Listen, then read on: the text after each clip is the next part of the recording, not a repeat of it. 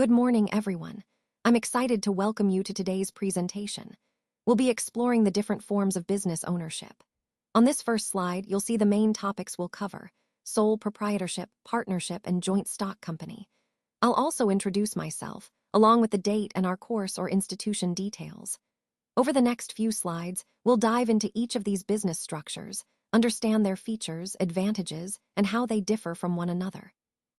So, let's get started and look forward to an engaging session. Let's take a closer look at sole proprietorships. This is the simplest form of business, where a single person owns and manages everything. Essentially, it's just one individual taking on all the responsibilities. When we talk about ownership, it's straightforward. It's owned by one person who makes all the decisions. Now, liability is a key point here. Because it's a sole proprietorship, the owner has unlimited personal liability. That means if the business faces debts or legal issues, the owner's personal assets are at risk. Moving on to capital, the funds available for the business are limited to what the owner can invest or borrow. So, growth depends heavily on the owner's resources. In terms of control, the owner has full authority over all decisions, no committees or partners to consult. This allows for quick decision-making and flexibility. When it comes to profits, all the earnings go directly to the owner. There's no sharing involved. Tax-wise, a sole proprietorship is considered a pass-through entity. This means the business income is taxed as personal income on the owner's tax return, simplifying the process.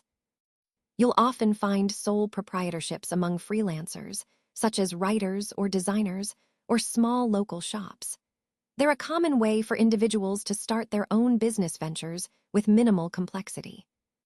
Overall, this structure is ideal for small-scale entrepreneurs who want control and simplicity, but it's important to remember the personal liability involved. Now, let's turn to the concept of partnerships. A partnership is essentially a business owned by two or more individuals who agree to share both the profits and the losses. It's a common structure for professionals like lawyers or doctors who want to work together while pooling their resources. There are different types of partnerships, mainly general partnerships and limited partnerships. In a general partnership, all partners are equally involved in managing the business and share unlimited liability, meaning they're personally responsible for any debts or legal issues. On the other hand, limited partnerships allow some partners to have limited liability, usually those who are only investing and not actively managing the business. When it comes to ownership, a partnership involves at least two partners. The amount of control each partner has is typically outlined in an agreement, and they usually share profits based on what they've agreed upon beforehand. This sharing of profits and control makes partnerships flexible, but also requires clear communication and trust. From a financial perspective, partnerships generally require more capital than a sole proprietorship because multiple individuals are contributing resources. And since it's a pass-through entity, the profits are taxed individually, meaning each partner reports their share on their personal tax returns. You can see this structure in real-life examples like law firms or clinics, where professionals come together to combine their expertise. Overall, partnerships are a versatile way to grow a business, but they do come with shared liabilities and responsibilities that need to be carefully managed. Now, let's take a closer look at joint stock companies, also known as corporations. Essentially, a corporation is a legal entity that exists separately from its owners, which means it can own property, enter into contracts, and be sued independently. Ownership in these companies is divided into shares, and these shares are what give individuals or entities their stake in the company. The owners, called shareholders, have limited liability, meaning they are only responsible for the amount they've invested, so their personal assets are protected beyond their shareholding. When it comes to raising capital, corporations can issue a large number of shares, making it possible to gather significant funds for expansion or other activities. Control of the company is typically managed by a board of directors who oversee major decisions and strategic direction. And of course, shareholders often receive a portion of the profits through dividends, which serve as a reward for their investment. From a tax perspective, Corporations pay corporate taxes on their profits, which is an important consideration for their financial planning. Think of well-known examples like Apple or Toyota. They're classic cases of large corporations that operate globally, issuing shares to raise capital and distributing profits to shareholders. Overall, this structure allows companies to grow large, raise significant funds, and limit the liability for their owners, making the joint stock company a powerful model for business expansion and innovation. Now, let's take a closer look at this comparison table to understand the key differences between these types of business structures. Starting with ownership, a sole proprietorship is owned by just one person, which makes it straightforward and simple to manage.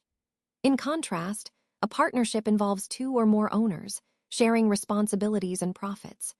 A joint stock company, on the other hand, is owned by shareholders who invest capital and hold shares in the business. Moving on to the legal entity aspect, a sole proprietorship and a partnership are usually not separate legal entities from their owners. This means the owners are personally responsible for the business's liabilities. But a joint stock company is a separate legal entity, which provides some legal protections and distinct rights. Regarding liability, both sole proprietorships and partnerships generally involve unlimited liability. This means the owners are personally responsible for all debts and obligations. However, in a joint stock company, liability is limited to the extent of each shareholder's investment, offering more protection. When it comes to capital, sole proprietorships tend to have limited access to funds, often relying on personal savings. Partnerships can raise moderate amounts of capital through contributions from partners. Joint stock companies, however, can raise significant capital by issuing shares, making them suitable for large-scale ventures. Control is another important aspect. In a sole proprietorship, the owner has full control over decision-making. In partnerships, control is shared among partners, which requires cooperation and consensus. In joint stock companies, control is exercised by a board of directors elected by shareholders, which can distribute decision-making authority more broadly. Finally, let's talk about taxation. Sole proprietorships and partnerships are taxed on a personal income tax basis, meaning the business's profits pass through to owners' personal tax returns. Conversely, joint stock companies are taxed separately as corporate entities, which can influence how profits are distributed and taxed.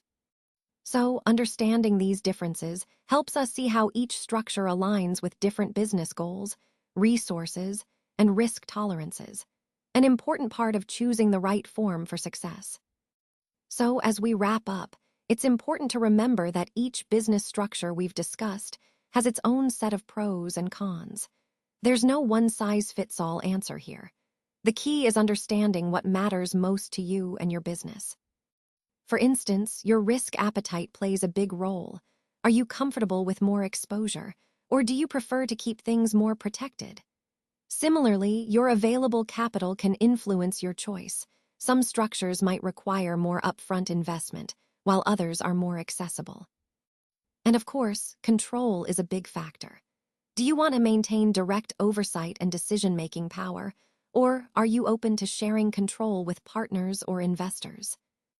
The main takeaway is that understanding the structure's nuances helps you make a smarter choice, one that aligns with your business goals and personal preferences. When you take the time to evaluate these factors, you're better positioned to select the best fit, setting your business up for success from the start.